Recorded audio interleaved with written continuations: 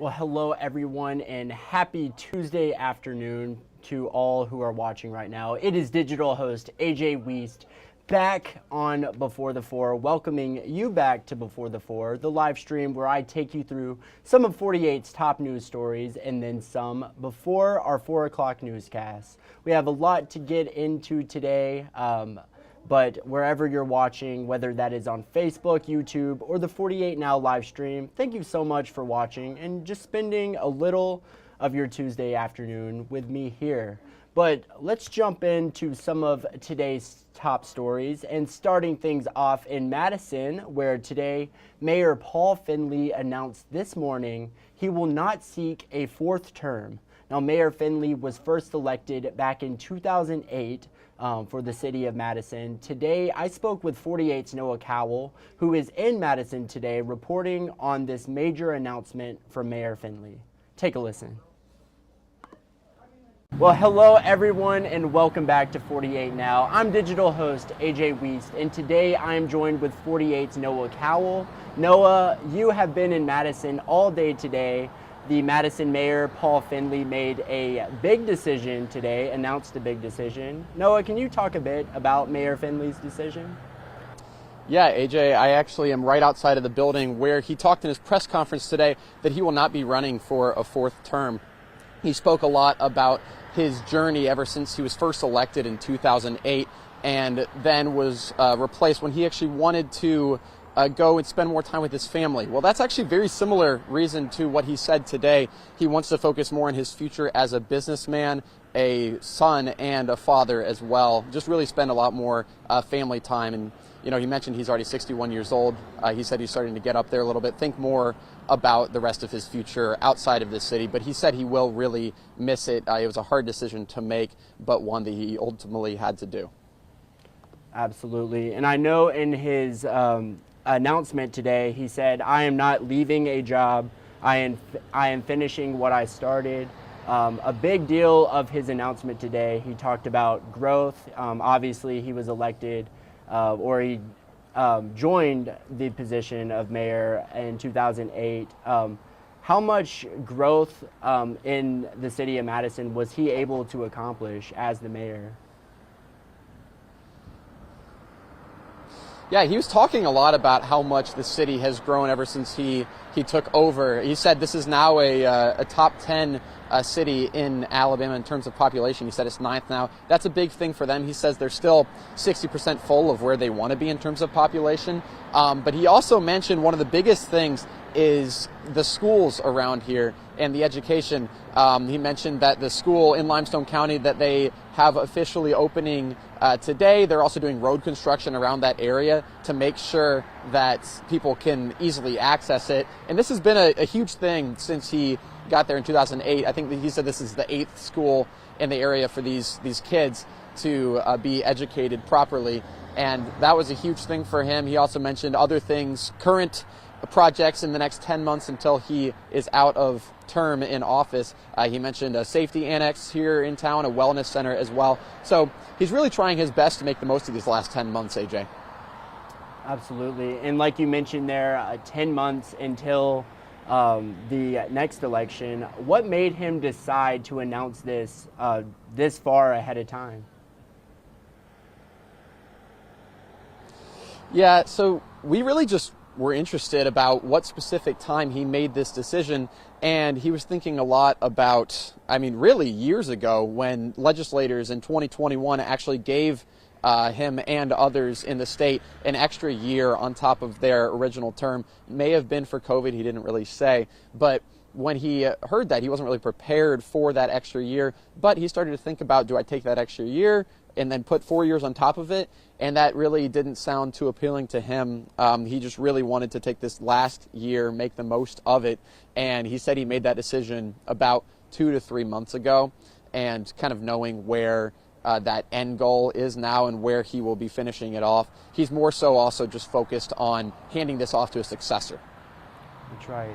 And at this time, is there any word on who his successor might be or who might be running in the upcoming election? Yeah, so funny enough, one of the reporters actually asked him if he's endorsing anyone, and he was like, I don't know who could be running. It's just like, considering the fact that he just announced it today, he hasn't looked too much into that. He doesn't really know who could be running necessarily. But a person who I tried to reach out to today, still waiting to hear word back, maybe Troy Trulock. I mean, the guy who is a former mayor, he took over after Finley's first term in the first place, was in there for 4 years from 2012 through 2016. And I heard from others he might have wanted re-election there and didn't get it. So that's a potential possibility there. Outside of that, haven't heard much word. We'll obviously hear more in the coming weeks and months as that starts to ramp up a little bit. I mean, next thing you know, in August, we'll really have that race for someone new. So we'll see going forward. Absolutely. Time will tell on that. Noah, thank you so much. Thank you so much, Noah, and definitely a major decision from Mayor Finley today. And I don't know if you guys are aware, but there are a lot of buildings popping up, especially around Toyota Field on I-565. That is for sure. It seems like you blink and a new building pops up. So definitely a lot of growth there, but thank you so much, Noah. Now let's move into the weather. Last I heard from our 48 First Alert weather team was that it could finally rain here in the Tennessee Valley this week. Now let's send it over to 48 First Alert Chief Meteorologist Brad Travis. You haven't seen him in a minute. What's the weather looking like this week, Brad? AJ, our stretch of dry weather is about to come to an end for most areas. I think most areas will get rain as we go at least the next 3 days. The chances will pick up beginning tomorrow, 20%, few spotty showers. We'll go hour by hour through that in a second. Highs in the low 80s, a little more humidity too, and that's what's making this chance of rain all possible. That and a frontal boundary that's going to move in Thursday and stall. The rain chances will pick up throughout the day Thursday on Halloween. But here's a look at your Wednesday, halfway through the work week. Notice more clouds out there. That'll keep us mostly in the 70s early on and briefly hitting the low 80s. Notice a few of these showers here between 1 and 4 o'clock tracking in from the south.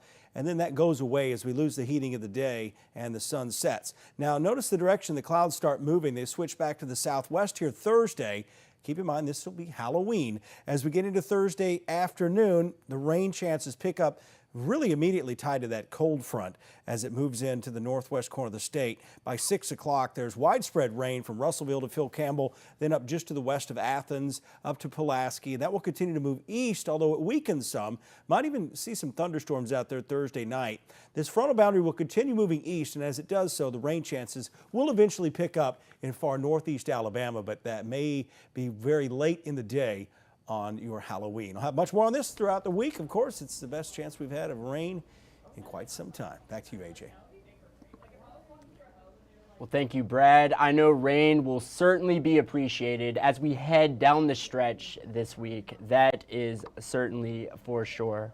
But now let's head into another story. And this is a story out of Huntsville where the Alabama Department of Transportation wants to hear from you.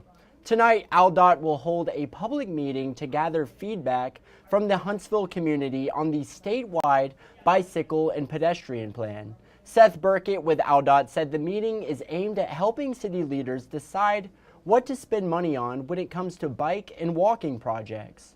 These meetings are being held all across the state, and today, 48 Sarah Grace Kennedy spoke with Burkett, who says more funding is needed in order to create more spaces for both cyclists and drivers. Take a listen. A lot of people drive and, are not so accustomed to seeing cyclists on the road. So, kind of driving home to the public that we need to share the road is a big thing that we've been dealing with in recent years. Yes, the meeting will be held tonight from 5 to 7 at the ALDOT Transportation Office on Perimeter Parkway. But now let's talk about an ongoing issue worldwide, unfortunately, fentanyl. And in Athens, one woman is currently seeking justice for her brother's overdose on the incredibly dangerous drug. 48's Noah Cowell, you heard from him earlier, but he has this story, and let's take a listen. Meet Marvin Sledge. Over 2 weeks ago, the 44-year-old man was last seen alive at a gas station with 2 people. A couple hours later, he was pronounced dead from a fentanyl overdose. Jackie Langford lost her brother Marlon 6 years ago, and now she's lost his twin too. She says Marvin was seen taking fentanyl from a man and woman before they put him unconscious in his own car's backseat and drove him to a nearby house. Ring camera footage shows Sledge's car drive up and the man run into the home, where we hear him ask for Narcan. Langford says her brother's death wasn't reported to the family right away, and they weren't even allowed to see his body for 6 days. Now, 16 days have passed since Sledge died, and no arrests have been made. Why these people haven't been arrested, and you know that they were with him. You have footage of them administering something to him, and neither one of them are medically certified. It's just devastating, because it's like, you killed my brother, and I know you did it, but you know, it's nothing I can do about it, but just wait and let justice prevail.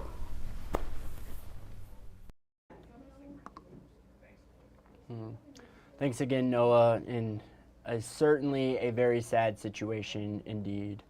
Now let's head over to another story. A new elementary school is coming to Madison. Today, Madison city officials broke ground on their newest elementary school, and you see it right here on screen. This will be the first elementary school on the Limestone County side of the district. The school will be built to house over 1,000 students. Superintendent Dr. Ed Nichols today said the goal is to provide the best learning environment for the growing district. He also said this will make transportation easier for those living within the district. Just an exciting day, our community here, breaking ground on a new elementary school. It's just a wonderful testament to the partnerships we have in Madison and the work we do with everyone together to make this happen. Thank you. The school is set to open in 2026. But now let's turn it over to national politics. With 1 week to go until Election Day, NBC White House correspondent Peter Alexander has the latest. In the campaign's final week, the fight is on for the small number of battleground voters who may still be up for grabs. Can we hear it for our first-time voters? We're close to winning this thing. Former President Trump's campaign still dealing with fallout from Sunday's raucous rally at Madison Square Garden, where several speakers made a variety of racist, sexist, and crude comments. There's literally a floating island of garbage in the middle of the ocean right now. Yeah, I think it's called Puerto Rico. Some Republican lawmakers denouncing that joke. Trump ally Peter Navarro posting, "It gave the other side something to hang on to. It was just stupid." The head of the Republican Party in Puerto Rico saying he would withhold support until Trump apologized. The Trump campaign has distanced itself from that joke, but Trump has not denounced it. His running mate J.D. Vance downplaying it. I think that we have to stop getting so offended at every little thing in the United States of America. I'm so over it. Harris's team looking to capitalize in a new digital ad targeting swing states. Puerto Ricans deserve better. Like Pennsylvania, where President Biden won the state by roughly 80,000 votes in 2020. It's home to more than 300,000 eligible Puerto Rican voters. Democrats are hoping the controversy could be a difference maker. The comments have been noticed there. That rally brought up a whole bunch of issues. But some say they're unfazed. I didn't really get offended. Harris responding to the rally. Fans the fuel of hate and division. Trump saying she stokes division after he's repeatedly called Democrats the enemy from within. Kamala is running a campaign of demonization and hate. And slamming her for calling him a fascist. But she's a fascist, okay? She's a fascist. Meanwhile, as a clear gender gap has developed between the candidate's supporters, videos emerged of a recent hot mic moment between Harris and Michigan's governor. As President Obama on the trail yesterday spoke directly to male voters. Some men who seem to think Trump's behavior is somehow a sign of strength. Sort of the macho, fake macho thing, and that's not what real strength is. Well, thank you, Peter. Now, as I said yesterday, a big spooky film festival is coming to Huntsville this week in the midst of Halloween season. It is called the Huntsville Film Fest. Huntsville, love the wordplay there, the only female-ran film festival here in the South. And this year's festival will include movies that have not yet been screened here in the South, all here in Huntsville. Yesterday, I spoke with festival director Kitty, who says why she believes Huntsville should see these films. Take a listen. None of them have been screened in the South. This is our opportunity to see them. Huntsville should be so proud to have these films. Yeah. These are incredible films to be screened in Huntsville, Alabama. I've searched, these weren't plan A, these were not plan B, these were not plan C, these were pie in the sky. And we're getting them. That's exciting. Wow. So I'm very excited about them. Can you talk about like why it's super important here in the state of Alabama? For people to come see these films written by a multitude of diverse voices. Yes, we have a political climate here in North Alabama, in Alabama in general, in the South in general, where we are not given access to things that I think would help open some minds about certain viewpoints, diverse voices that don't get to be seen. So I think this festival is very important to showcase these voices, these viewpoints, because we don't have an opportunity for that. You can, of course, watch them when they go on streaming. Some of them don't go on streaming. They're, in little independent festival films that also don't get funding enough to even be picked up. But to see things in cinema with a crowd, it's a transcendent experience sometimes. Like when I saw the TV Glow and I traveled to see it premiere night with a crowd of people that were all really wanting to have an experience with this, it was so overwhelming emotionally, and it was really beautiful, and I want Huntsville to be able to have that. Right. And we aren't able to have those experiences here because we are kind of taken back from those. We are not allowed to have those viewpoints because they don't think that the market will do well here. They just think they're touchy subjects.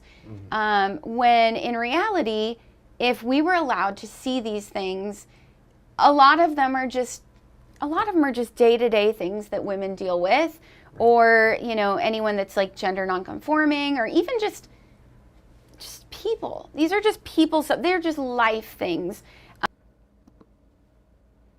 A great interview yesterday with Kitty, and I said it yesterday, but I promised right after today's Before the Four that full 48 Now interview will be published on our website with more details.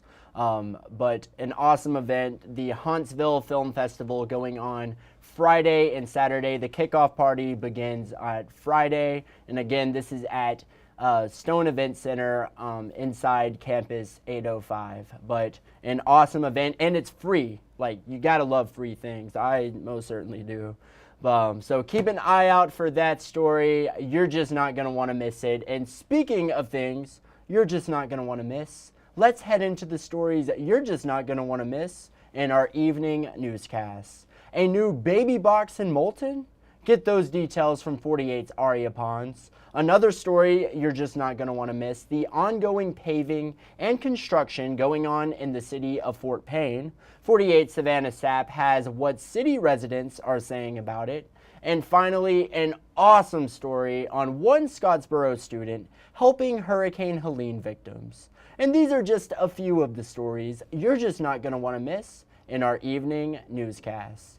And now you all know what time it is. And if you don't know what time it is, you're about to find out, because it is, of course, time for Facebook Fun. That is right. Today's 48 Facebook question. This was actually one that was asked on Facebook over the weekend. Shout out my coworker, Kate Norum. She came up with that question. I did not come up with this one. And it got a lot of comments and a lot of really good comments from you all. But the question was, should the U.S. do away with daylight savings time? That is a tough question. my first instinct wants to say, yes, absolutely, we don't need that. But also, there are, of course, other things to consider as well. But what I want to know is what you all had to say. And let's see. Paul Taylor said, leave it one way or the other. Doesn't matter. Just leave it. I absolutely understand that. Definitely hate losing that hour of sleep. That is 100% sure. But I don't mind getting the extra hour of sleep. That's not too bad. Paul, thank you so much for commenting. Let's see what else you all had to say. Michelle said, do away with fall back. I hate it being dark at 5:30. I do feel that getting off of work, I get off of my shift at 6:30 and it's already pitch black outside. I'm like, no, we need it lighter in the evenings, that is for sure. But no, I definitely understand that, Michelle. Thank you so much for commenting. Ooh, this is a long one. Allison Blair Harris, she said she is in the minority here. While it is annoying, I don't think we should. If we didn't fall back to the real time, it would stay dark later in the morning. People would complain that while commuting to work and getting kids to school, if we didn't spring forward, which is my least favorite of the two, people would complain about less sunlight after work to get outside. Both ways, there is a trade-off. A large majority would complain about, I'd rather deal with the time change. That is a very fair point, Allison. Thank you so much for commenting. And let's see, Leah, she said, yes, stop messing with it. I understand that. You know, honestly, I think I'm middle of the road here. I'm not sure if we should do away with it or keep it. But I am loving reading some of y'all's comments. They are cracking me up, that is for sure. Leah, thank you so much for commenting. And then Melody Smith Putnam said, yes, yes, yes, and yes. So Melody, I think she is in favor of doing away with daylight savings time. Melody, thank you so much for commenting. Awesome comments from you all. Well, that is just about it for today's Before the Four. Thank you so much for spending a little of your Tuesday afternoon with me as I take you guys through some of 48's top news stories and, of course, then some before our 4 o'clock newscast. If you haven't done so already, make sure you download the 48 digital app, the 48 First Alert weather app. There might be rain, fingers crossed, later on this week. And, of course, the 48 Sports Zone app. High school football, the last week of regular season high school football is coming up this Friday. You're going to want to get that. You're going to want to turn on those push notifications. And if you do that, you'll never miss a breaking story. But with that said, that is just about it. But of course, as always, thanks for watching. You all have a great night.